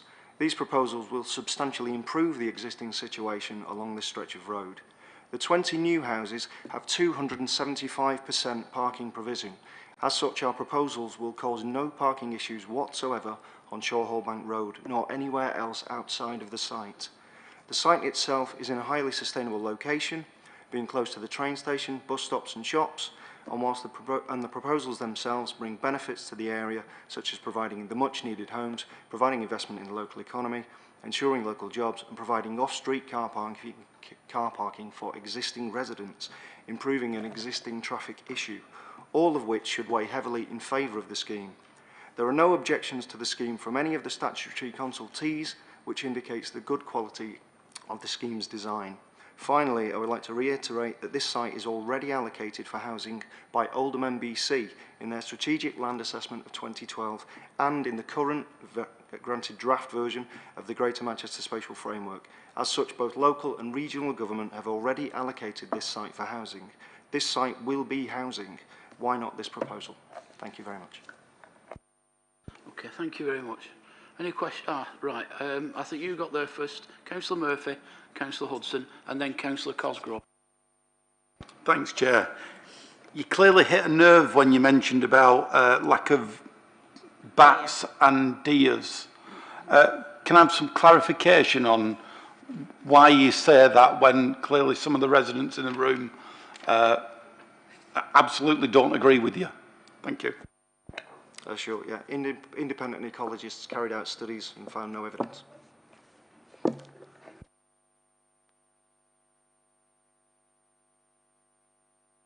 Okay, Councillor Hudson. Right. Well, I can tell you now, in 7 decades, I've only seen this site reasonably dry enough to get on site about half a dozen times in my lifetime. And I can't believe you're going to build. This is the worst site we're discussing tonight for building on. And I can't believe you really believe that it won't cause a traffic problem on an already overcrowded road on Shawbank Road. I have had several wing mirrors damaged as I'm going along, and I dart in and let them come. But it's very, very difficult. And I even said at one of these meetings, don't sell the piece of land on Shawbank Road that's a car park, because when they do the station at Greenfield, it's going to pressurise it more. And I think your site will pressurise it. Don't you honestly think it will have an effect on Shawbank Road if you build 20 odd houses on this already waterlogged site? And it's been like that for 70 years. And don't tell me, because I've passed it for 70 years. Thank you. You've got to bear in mind, we're providing 21 car parking spaces for the residents on Shorehall Road. So you're removing 21 cars from Shorehall Road. Well, they won't be our cars.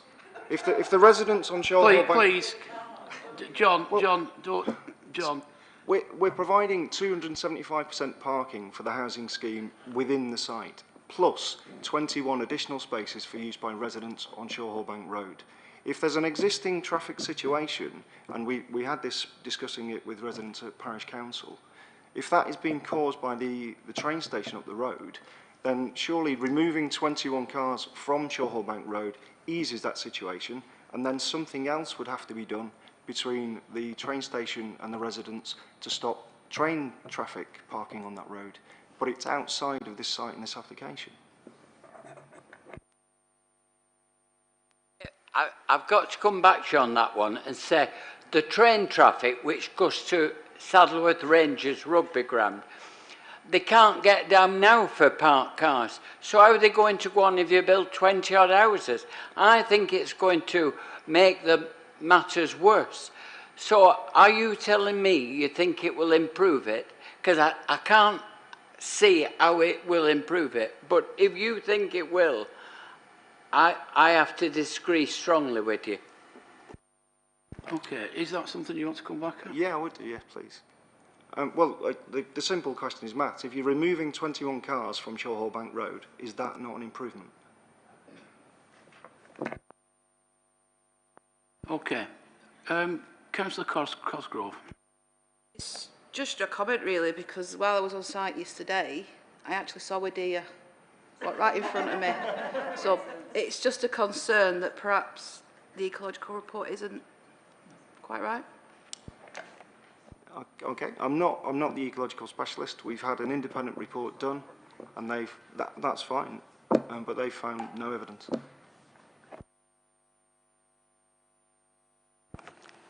About the deer. If you have a look at the officer report, I know that many of you sent me photographs of deer. I sent these photographs to our ecology experts. So I sent the photographs to GMEU, Environmental Health, Canal and River Trust, and none of these bodies objected to the proposed development. Greater Manchester Ecology Unit commented that it's acknowledged that deer have been sighted historically at this location. However, because they're not protected under wildlife law and not a priority or notable species and range over relatively wide areas, they'd simply move to another area if disturbed, and for that reason, Greater Manchester Ecology Unit do not regard their potential presence as a significant issue. Well, I disagree with them. Thank you. If there's no more questions, I shall invite the ward councillor to speak. Okay, Councillor Curley. Thank you, Mr. Chairman. I'm here to support the residents, but also to support the general community.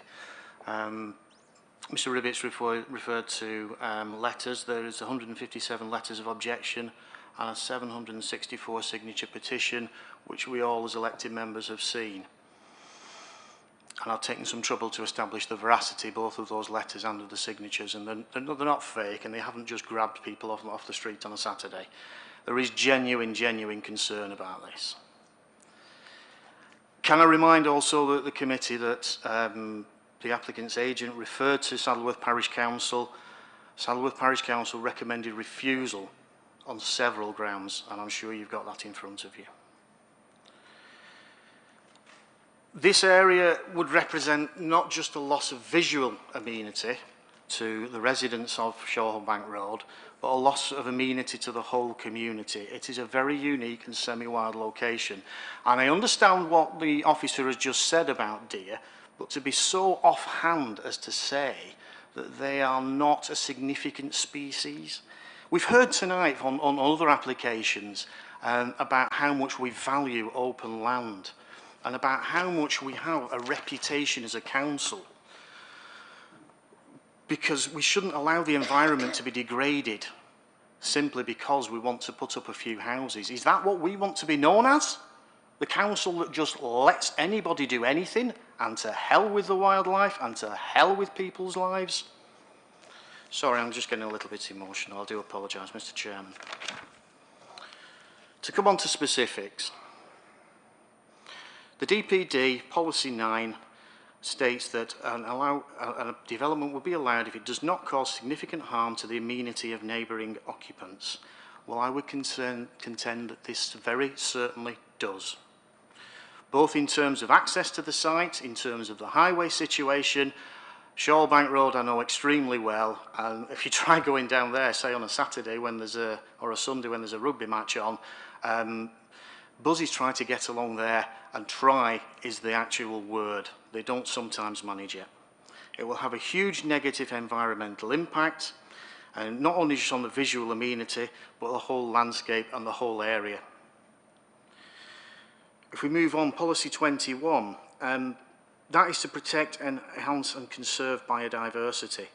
It doesn't do, allowing development on here does not do this. I'm sorry, but I have to contend that I violently disagree. Not often I do that, but with the assertion that this land is not valuable. It very certainly is.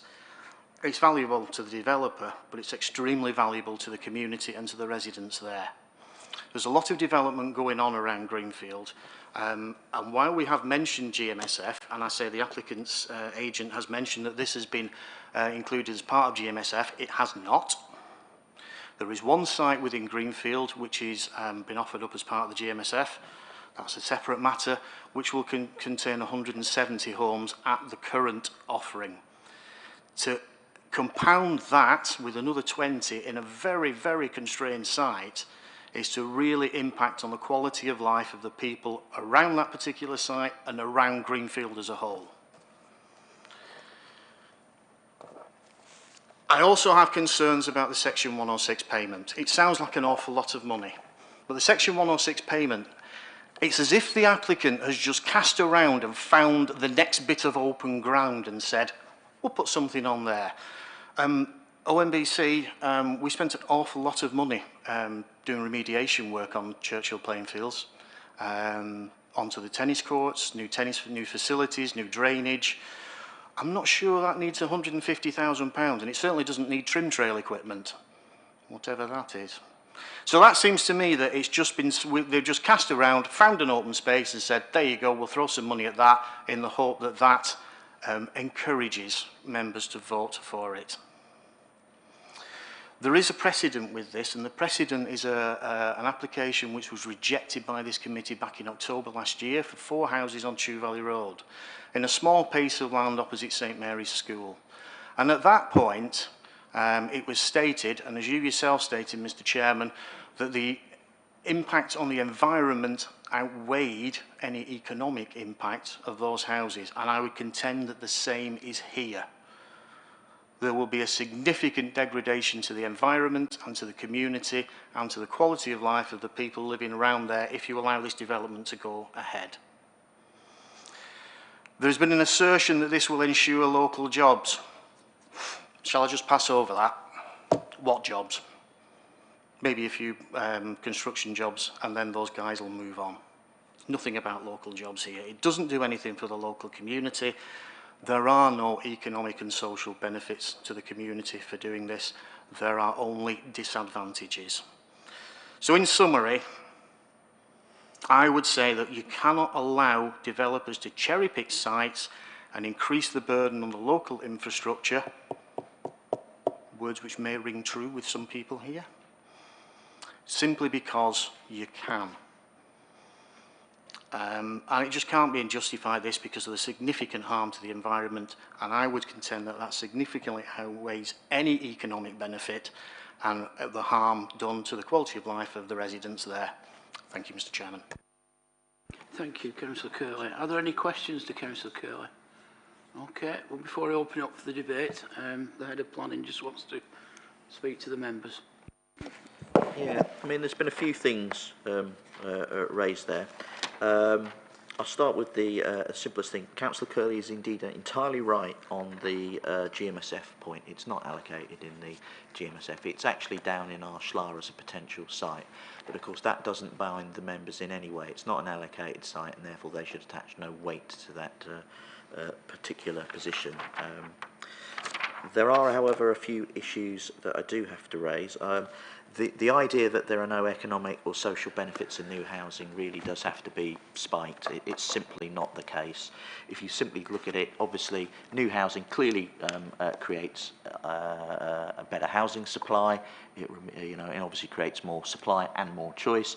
Clearly affordability, the more houses we build, the cheaper houses are going to be. There's clearly less labour movement created by that, and obviously we all know about overcrowding within our communities. Not only that, clearly there are construction jobs. They are clearly jobs that we have to count, and clearly the spending of the individuals in the area will clearly add to spending in the local area. So therefore, to suggest that there are no economic benefits of housing really is, it really has no merit to that particular argument, and you should dismiss that because clearly that. However, Councillor Curley is right that obviously against those economic and social benefits, which we've obviously talked about housing ad infinitum today, there are clearly environmental issues around this, and you have to balance those when you're looking forward. The key thing to determine is a very straightforward one here. Do the benefits of housing outweigh the harm that's identified? Again, you are stuck with a very difficult position around the highways position, because you have sets of highways engineers saying quite clearly that there are no issues, and indeed, no doubt Wendy will tell you later that there are. It's quite an engineered position. You cannot dismiss, as has been suggested, the fact that there are 21 additional spaces, and the level of parking here is highly significant. There is no way that you can argue that this scheme in parking terms is likely to create additional pressures on Shore Hall Bank Road. What percentage are you looking at? 300%, 400%? It's clearly not an argument that's going to hold any merit with a planning inspector should you refuse it on those particular bases. You've obviously heard the issues on ecology. I can appreciate where you're coming from on that, but you do have to note in your report that all the experts around this particular area all have said that the scheme is acceptable. Therefore, you have a very difficult position on evidencing that, where every expert, whether it be the Canal and River Trust, the GMEU's Ecology Unit, and various other organisations have had that. And then finally, again, I won't repeat it, you do have a position with our housing number shortage. In the last 10 years in this particular ward, 269 houses have been built. That is not a substantial amount of numbers, however you look at it. You have to give significant weight to the new housing. You've been told, and I'll repeat it again, that because of the lack of numbers that we've been producing in Oldham, you can only refuse this if the adverse impacts of doing so would significantly and demonstrably outweigh the benefits of new housing. You've clearly got a report from the members that from the officers that quite clearly says that is not the case for the reasons set out in the report. And at that, Chair, I'd simply invite you, if I could pass to the highways engineer to deal with the highways issue. So a transport statement was submitted by the applicant as part of the application, and using industry-wide modelling information and data,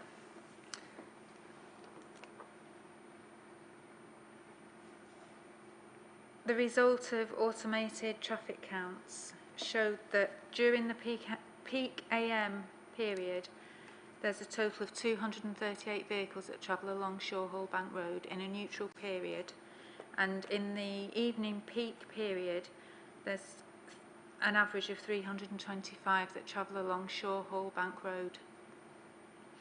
The transport statement also forecasts that the development during the peak hours, so it isn't the total across the day, would result in 11 two-way trips in the AM peak period and 11 in the PM peak period. So when we add that to the totals of 238 and 325, it's an insignificant increase, and there wouldn't be any significant impact on traffic generated along Shore Hall Bank Road. The provision of the parking spaces, we've got to, when we look at these proposals, we've got to look at the effect of the development on the existing highway network. There will be no additional parking on the local highway network as a result of this development. This is quite different to other applications that we look at, because they are providing additional spaces for the residents on Huddersfield Road as well. It's up to the residents whether they use them or how the developer intends to allocate them to the residents, but they will be there. There'll be 17 spaces behind 31 to 51 Shore Hall Bank Road. There will be no additional parking demand on Shore Hall Bank Road as a result of the development. Okay, thank you, Wendy. We'll open it for debate. Yeah, Councillor Hudson. I think that report has been read by somebody who's either deaf, dumb or blind, or all three. They've never been anywhere near Shawbank Road. I can tell you that those figures are quite wrong. And I did a local survey with the local police through the partnership. I wish the chairman of the partnership were here tonight, because he would tell you that one of the black spots of Oldham Metropolitan Borough is Shawbank Road. And the bus drivers will tell you the same on the traffic. So whoever's told you that, I'll tell you what, I defy them to cross the road in Shawbank Road on a normal day. They'll get knocked down. And I'll tell you this, that report is useless. It's obviously been done by somebody who does not know.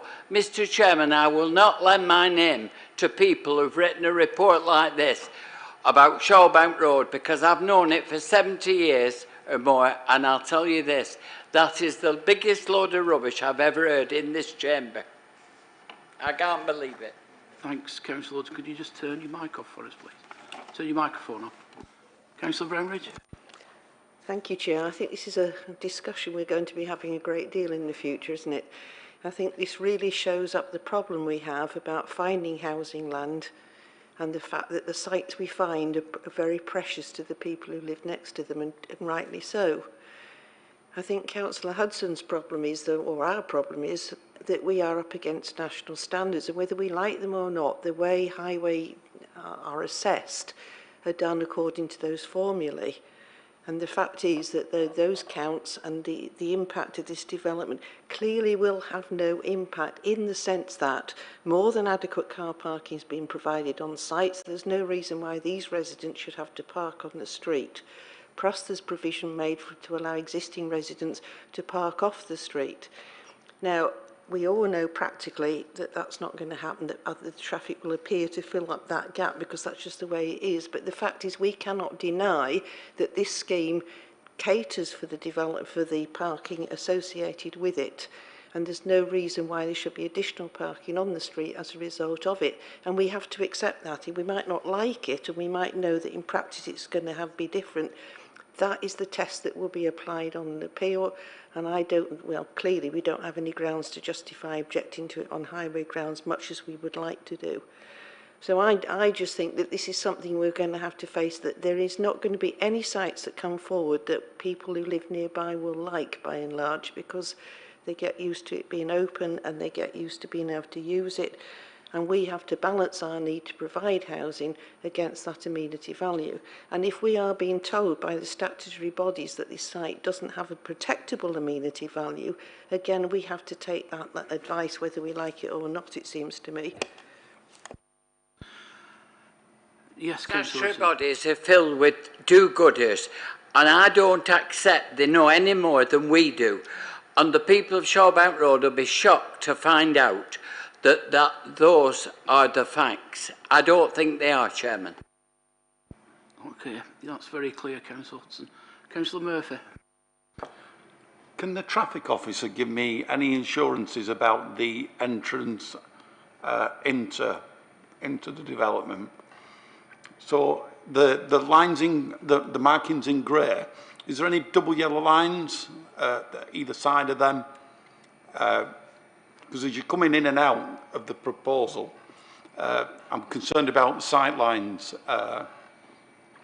And if so, is there any plans to put double yellow lines in? So the build-outs are there to improve visibility out of the site and into visibility between users of the highway and of the development. It could be that we find that we do have to put waiting restrictions down, and that might improve the situation, but that will all be done as part of a further consultation process. So at this stage I'm not going to say yes or no, because we'll work with the residents and find out what we actually need to do once the development's up and running. If I may, Chair, I'm just a bit concerned as well that if potentially that does happen, the council will be copped for the costs later down the line. Is that potentially going to happen? So the Section 106 contribution that we've asked for is £45,000, and within that we've come up with that figure because we've costed out the potential for having to provide waiting restrictions if we have to. Okay, thank you. Yes, Councillor Hudson. Section 106, I thought we'd made an agreement in the council that ward members would be discussed and look into which was the appropriate site to put money into. to me, I've never liked Section 106. I thought it's gone now and been replaced by something else. But I thought we had an assurance from the former leader, not the current leader, that we would, ward members, whichever ward it was, would have an input into the Section 106 to see if it was relevant to the site. Now, has that gone by the board? Because I certainly have represented this ward for a long time and I haven't been asked about Section 106. It's another subject and you brought it before, councillors, but yes, you can be involved in it. I can discuss it with you later, but you can be involved in it. I certainly have, my ward colleagues have. We make sure we are. I'm sure you have, Councillor Murphy, yeah. You should be, and you can. Councillor Murphy, and yeah, sorry, Chair, it's not related to the Section 106. It's back to my garage thing with the, if members are minded to approve this application, whether we can put a condition in to make sure that the houses that have got garages under them, I'm sure I've seen a couple on the, there you go, can't be changed at a later date, just to ensure highway safety. Yes, certainly we can include such a condition. okay, is there anything else anyone wants to put into this? I think Councillor Brownridge sums up my feelings on this. It's losing a piece of land like that when you've had it for years is very upsetting. You've moved refusal, okay. So do I have a seconder for refusal? No, okay. I'm going to move the officer's recommendation then. Councillor Murphy, would you like to propose that additional condition? Yeah, propose that. I'll propose that. Okay, well, I'll second that. So can we include a condition? So it's been moved and seconded for approval with the addition of Councillor Murphy's condition. All those in favour? With a heavy heart. Yeah. Against? Oh, no abstentions. So it is approved with the additional condition. Okay, we've two more items to discuss this evening. So we'll move quickly on to, with no more speakers though. So we'll move to item number 8. Demolition of existing buildings on Linney Lane. Has any member got anything they want to contribute to this? Councillor Gloucester. It's my ward, so I'll move approval, please. Okay, okay, Councillor, I could second that. All those in favour? Agree. Okay, that's approved. And then the final one is item 10, 2 Grove Avenue, Failsworth. Councillor Davis, do you have? Yeah, I'd recommend approval if there could be a couple more off-site parking spaces in the area, because the road narrows at the top, if that was possible. Is that something you can go away and look at?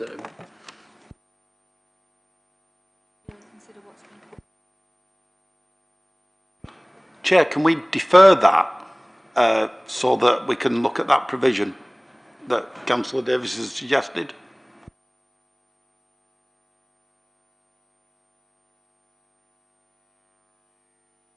Yeah, in relation to it, I mean, we've considered the parking element of it, and on site there are 2 car parking spaces, 1 per dwelling, which is considered to be sufficient given that you're in an area there's no waiting restrictions and there is on-street car parking. Now, a lot of the dwellings in that locality do have driveways for the provision of 1 car per dwelling. So this proposal is in scheme with the area and the locality. Now, I understand that obviously car parking provision is something that you're all very keen on. However, we have no parking standards, so there's no real way of us imposing these additional parking spaces upon the developer. And it is our opinion as professionals that obviously they have provided 1 parking space per dwelling, and given that there isn't any waiting restrictions in the area, and it's not obviously a classified road, then there wouldn't be any cause or reason to consider that there would be substantial harm to the highway and highway safety. Pete, do you want to? If there's space on site, I don't understand why they wouldn't want more parking spaces. It's going to add value to the properties.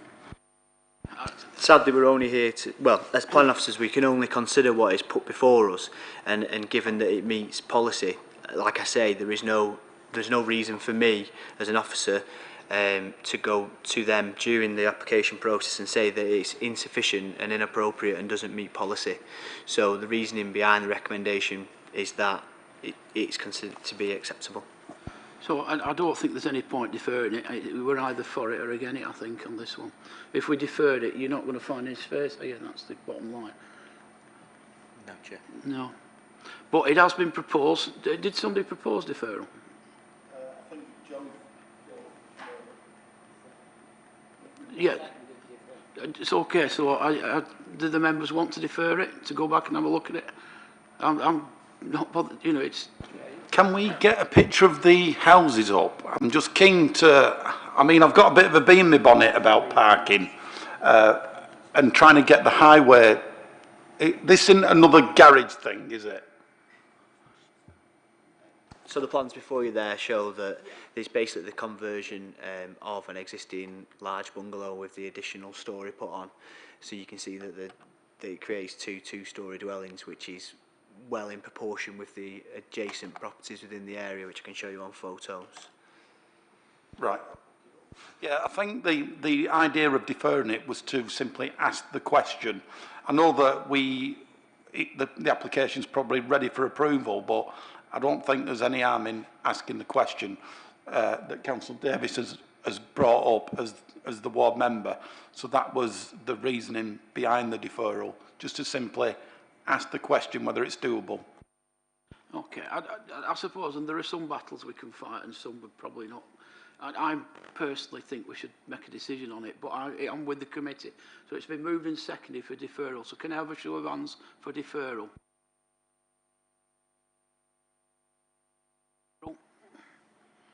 Okay, so we'll make a decision on it. So it has been moved, it has been recommended for approval. So all those in favour of approval? And against? Okay, the application's approved. That's the business for this evening. Thanks for everybody's support. And yes, of course. But obviously, please look at the appeals, because we've had some strong advice from the planning officers, and we do need to heed that. So anyway, thanks for your support on what's possibly been quite a difficult evening. Thank you.